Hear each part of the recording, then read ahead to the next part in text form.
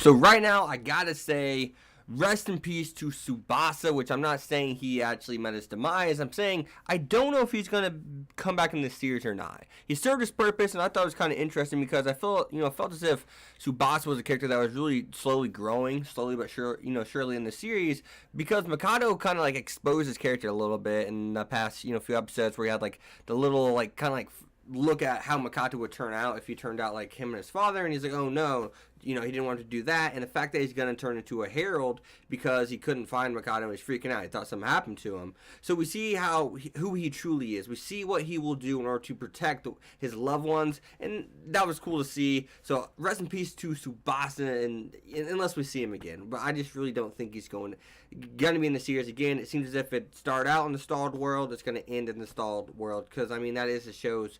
That's the whole thing. That's the whole narrative. That's the storyline. That's a theme too. So that's where the story's taking place. That's what the story is also about. So I find it hard to see us going back to the other world since we are this deep into the show already. But you never know. I'm not for sure. I'm not 100%. So I gotta say, the whole Majima scene, that was really good stuff because it showed that her intent to kill was not even close to being strong enough to summon the heralds in this show. And we see that out of all people, it's funny. I find it hilarious, even though I may laugh about it. The father was able to do it, but at the same time, what kind of person does that show him to be? What kind of person is the dad? What kind of person are you deep down? And that's what this world kind of like shows. It shows your true colors, right? And it shows how mentally strong you are and or how mentally evil you are, per se. He had the intent to kill, apparently. So that's something else. That's freaky. That's nuts. I don't know what happened there. Maybe it's a fluke. I don't really know. So whenever I'm looking at the Majima scene, I gotta say, it's the sad truth.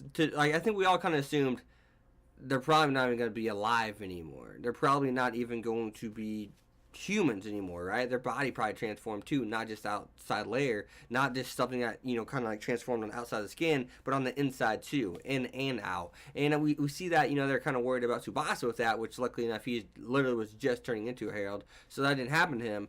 But we do get to see that the mom and dad, they're dust. They're nothing but dust.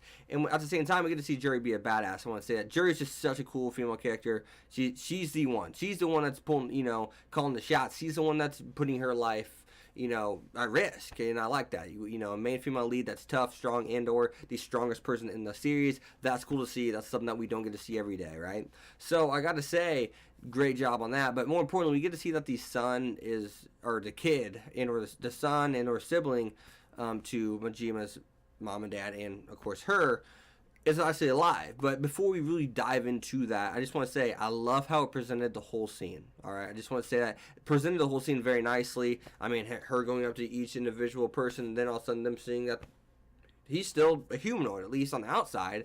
Has he been transformed on the inside? Probably not, since he's not transformed on the outside. So that was cool to see, and it makes you ask, where's this story going? What's going to happen next? What is going to happen with Majima and friends, per se, right? And another cast of characters. So, obviously they know who's a traitor now. They know they're not going back to the love, genuine love, whatever. I can't even remember what his, cult is called, per se, the main antagonist, but we know for a fact now, no, she's not going back there. I'm sure they sniffed her out already. Let's just be honest, and we see who she truly is, because she doesn't even have the intent to kill some random stalled person, let alone hurt the people that are right in front of her, because she knows what the cult will do if they get their hands on them, what the cult will do with this power that they can get from the stalled world. So putting all that together, just we know that there's going to be two sides now. We have our two teams, and now who's just going to win out, right? We kind of have three teams. We have, of course, we have the spirits and or heralds, handlers. We have the cult, and then we have the generation, the new generation of the people who originally created Stasis, per se, right? I don't really know what to call them. The protagonist side and the antagonist side and the handler side. There. Short, sweet, and simple. I don't know why I didn't think of that in the beginning. But hey, why not make things difficult from time to time? But other than that, guys, what did you guys think of this episode? Be sure to leave a like, comment, subscribe, follow on Twitter, X25. I'll see you guys next time. Peace. Thanks for watching, guys.